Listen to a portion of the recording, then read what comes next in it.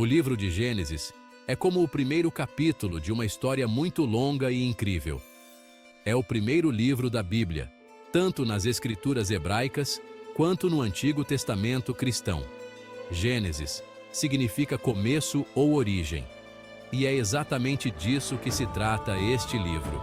Ele nos conta como o mundo começou, como os seres humanos surgiram e como o nosso relacionamento com Deus se iniciou. É um livro repleto de contos épicos, momentos dramáticos e lições profundas que continuam a moldar nossa compreensão sobre fé, família e a condição humana. Gênesis nos apresenta aos patriarcas, os pais da fé que desempenharam papéis cruciais no plano de Deus para a humanidade. Através de suas histórias, testemunhamos o poder da fé, as consequências do pecado e a fidelidade inabalável de Deus. Essas histórias não são apenas história antiga, são verdades atemporais entrelaçadas no tecido da experiência humana. No princípio, não havia nada além de escuridão e vazio. Então, Deus falou, e a cada palavra, o universo irrompeu em existência. É assim que Gênesis descreve os 6 dias da criação. No primeiro dia, a luz irrompeu, rompendo a escuridão. No segundo dia, Deus separou as águas de cima das águas de baixo, criando o céu. No terceiro dia, a terra seca emergiu das águas, e as plantas começaram a crescer, cobrindo a terra com um verde vibrante. O quarto dia viu o surgimento do sol, da lua e das estrelas, iluminando os céus e marcando o tempo. No quinto dia, as águas fervilharam de vida quando Deus criou os peixes e as aves, enchendo os mares e os céus. Finalmente, no sexto dia, Deus criou os animais para habitarem a terra, e a sua própria imagem criou a humanidade. Deus criou um lugar especial para os humanos viverem, um belo jardim chamado Éden.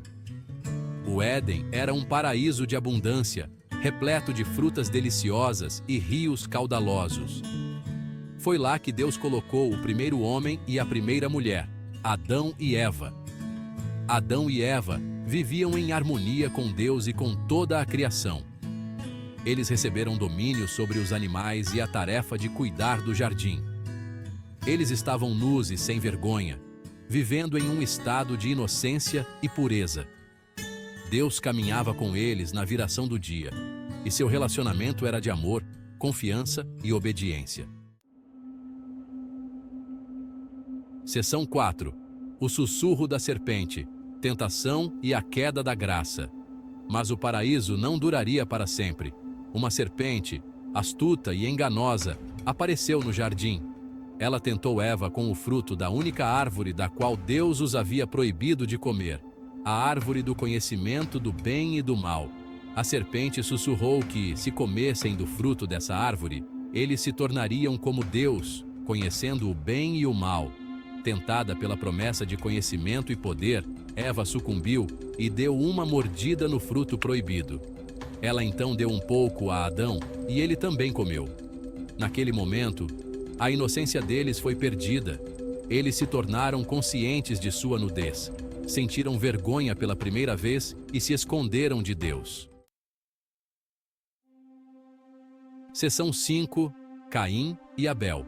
Os primeiros irmãos e a sombra do pecado.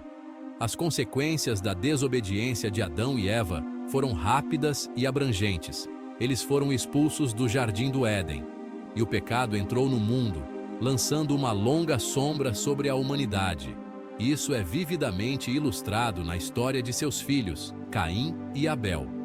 Caim, um agricultor, ofereceu a Deus uma porção de suas colheitas, enquanto Abel, um pastor, ofereceu o primogênito de seu rebanho. Deus favoreceu a oferta de Abel, o que enfureceu Caim. Consumido pelo ciúme e pela raiva, Caim assassinou seu irmão, cometendo o primeiro assassinato da história humana. Esse ato de violência demonstrou o poder destrutivo do pecado e sua capacidade de corromper até mesmo as relações mais próximas. Seção 6. O dilúvio. Um mundo submerso, uma promessa renovada. À medida que as gerações passavam, a humanidade continuava a se afastar de Deus. O mundo se encheu de perversidade e violência. Deus viu a corrupção da humanidade e decidiu recomeçar. No entanto, havia um homem justo, Noé, que encontrou graça aos olhos de Deus. Deus instruiu Noé a construir uma arca, uma embarcação gigantesca que o protegeria, a ele, sua família e 2 de cada espécie de animal. Então, as chuvas vieram. Elas caíram por 40 dias e 40 noites, inundando a terra e destruindo todos os seres vivos que não estavam a bordo da arca. Quando as águas finalmente baixaram, Noé, sua família e os animais saíram da arca para repovoar a terra. Deus fez uma aliança com Noé, prometendo nunca mais destruir o mundo com um dilúvio. O arco-íris se tornou um símbolo dessa promessa, um lembrete da misericórdia e fidelidade de Deus.